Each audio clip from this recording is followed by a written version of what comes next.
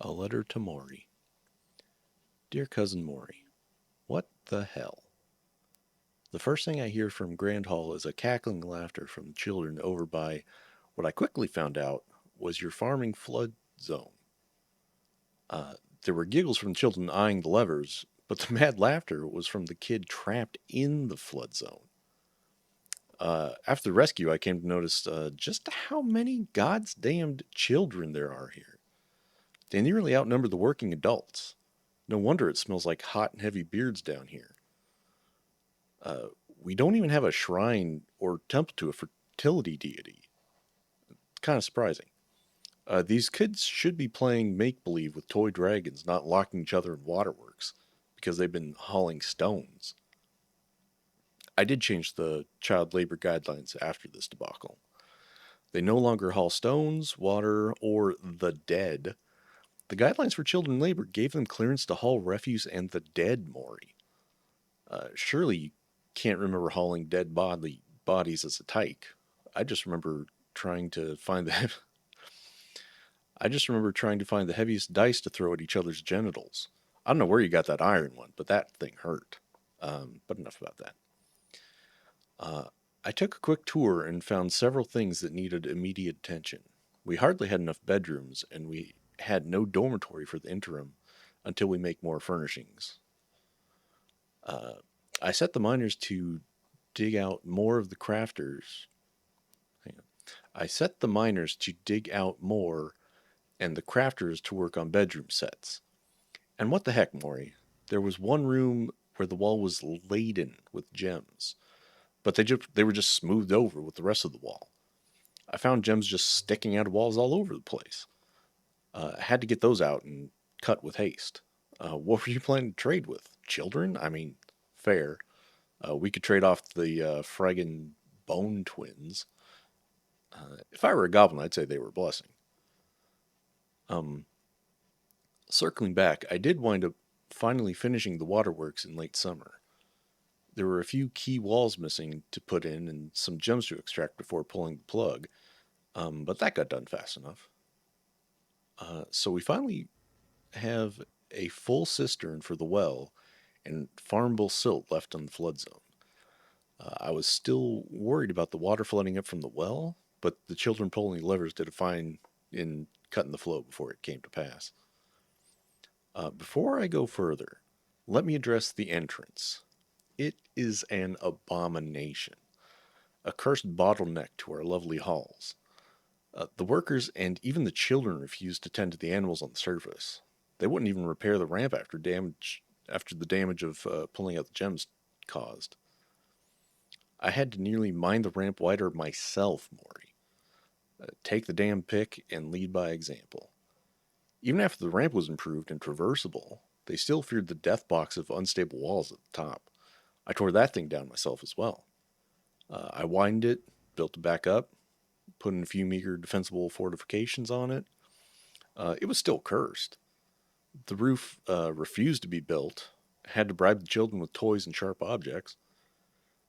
I don't think we finished it until, what, like late autumn? But it's done, and it doesn't look horrible. I even got the silvery Abbey of Brands to perform what I'd like to call Bear's ceremony of unfucking on it. Uh, you know what we found when we when we were able to surface again?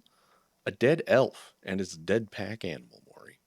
I can't stop thinking about this elf. My internal dialogue can't decide whether this was just, obvious elf stupidity or if they fell victim to the curse of the old entrance. I feared for a long while that the elves would seek revenge for the dead idiot martyr. Um, but we have so many elves here now. I'm mostly convinced that they're not smart enough to notice one missing tall person. Not impossible. I haven't ruled it out, but improbable, I'd say. Slightly related, have you noticed the dwarf to other persons ratio lately? Since the curse of the entrance, have yet to, res- to receive we still have yet to receive support from the mountain homes. A whole zero families have moved in from back home. It's got to be the curse. Or the kids. The cursed bone twins, I don't know. Who knows? But our halls are apparently famous with the other civilizations. Can you believe the mountainous spots petitioned to live here? Yeah, the mountainous spots. We went from having more than enough room, uh, thought we'd actually have families moving in, to having not enough again. Get those crafters going. More beds, more bed accessories. But housing so many topsiders, I wonder if we perpetuate the notion that our halls are cursed. I do hope our brethren decide to live here someday. Oh, and another thing. Did you know I caught the kitchen staff cooking plump helmets? Yeah. Apparently they hadn't been told not to. I can't believe they didn't have the dwarven sense to not do it anyway. Imagine, we finally get our farms going, right? We get our first harvest, and they're just sitting there cooking them. I put a stop to that right quick. Told them by bear's sizzling loins, if I see you cooking another plump helmet, I'm cooking you. You'll be living in the entrance. I adjusted the kitchen guidelines. No more cooking plump helmets, only brewing. I wasn't sure whether to include this story, but it's too good. So you know the Golden Child, Thicket Ruckus Niles. People swear he's bear incarnate. I can't decide whether he's that or the anti-bear, but we had that big, fierce cat who people came to name Ushrir Kestelokal. Uh, so this cat decides it's going to adopt Thicket and become his protector. The next day, uh, the next day after she takes up her sworn duty, she has beautiful, healthy twin kittens. Like the Tin Faith is running around saying it's a miracle. This damn kid is going to be either a prophet or a king. By your beard, watch if it ain't so. Probably before the age of 6. Um, and just on a touch of business before I end the letter, I'll spare you the trading disaster. I'll just give you the important stuff. Asmel, the liaison from the mountain homes, came by for a bit of diplomacy.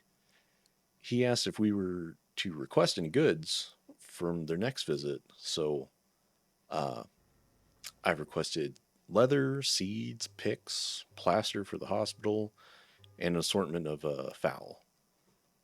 Uh, they said they're seeing a surge in demand for cloth and amulets, and they'll be paying a premium next time they visit. So keep that in mind. The last few things to touch on, I didn't usurp the caravan leader. He's a bit of a numpty, and you know those nobles just boot him uh, and elect another one anyway. I'd rather neither of us take that position, only to be forced out by the bureaucracy. Um, we'll just have to continue being the shadow cabal, making decisions for the betterment of our home in secrecy. Um, and that's where we close the letter. Your militia commander, cousin, and confidant, Basil.